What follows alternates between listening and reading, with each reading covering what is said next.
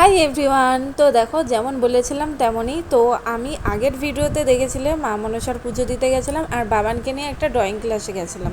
তো এই হচ্ছে সেইটা আমাদের রানাঘাটের টোটিনিতে বিশাল বড় একটা অঙ্কন প্রতিযোগিতা হচ্ছিল। সেখানে আমি বাবানকেও নিয়ে এসেছি আর প্লাস আমি ভলেন্টিয়ার ছিলাম।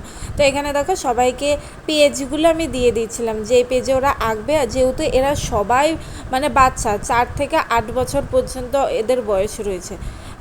তো এদের সবাই অনেকে নাম লিখতে পারেন, অনেক ছোট ছোট বাচ্চারা এসে, তাদেরকে হেল্প করার জন্য ভলেন্টিয়ার রাখা। এর নিচের তলা মানে আমরা রয়েছি 3 তলাতে, এর নিচের তলাতে সেইখানে রয়েছে খ আর গ বিভাগ। এখানে পুরোটা হচ্ছে ক বিভাগ।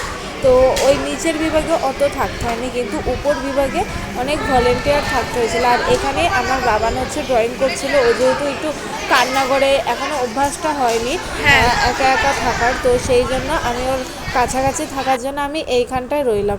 আর এখানে দেখো এরা সব হচ্ছে ক্যানভাস পেন্টিং করেছিল, এত সুন্দর সুন্দর আঁকা। তো এদের আঁকাগুলো আমি পরে গিয়ে দেখছিলাম, সকলে এত সুন্দর সুন্দর এঁকেছে, খুবই ভালো লাগছিল।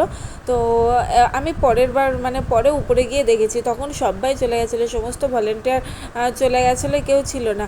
আর আমার মানে অভিভাবিকাদের মধ্যে আমার নাম ছিল, আমি ড্রয়িং করব বলে আমি ছিলাম, ওই জন্য মানে আমার থাকার কি। আর এইটা হচ্ছে আমার বাবানের ড্রয়িং স্যার, আর ইনি হচ্ছে কৌশলদেব বন্দ্যোপাধ্যায়, আমাদের হচ্ছে এই পৌরপ্রধান। আর এখানে এই দেখো এরা সবাই ড্রয়িং করছে। আর এই যে বাবানা এখানে ড্রয়িং করছিল, ওটা কমপ্লিট হয়নি এখনও, মানে শুরু করবে। কমপ্লিট হয়নি বলছি কি, ও এখনও শুরুই করেনি, শুরু করবে। তো তোমরা পুরোটা দেখতে থাকো আর কেমন লাগছে আমাকে জানিও। আর যারা সাবস্ক্রাইব করোনি, একটা ছোট্ট সাবস্ক্রাইব করে নিও। তো দেখতে থাকো।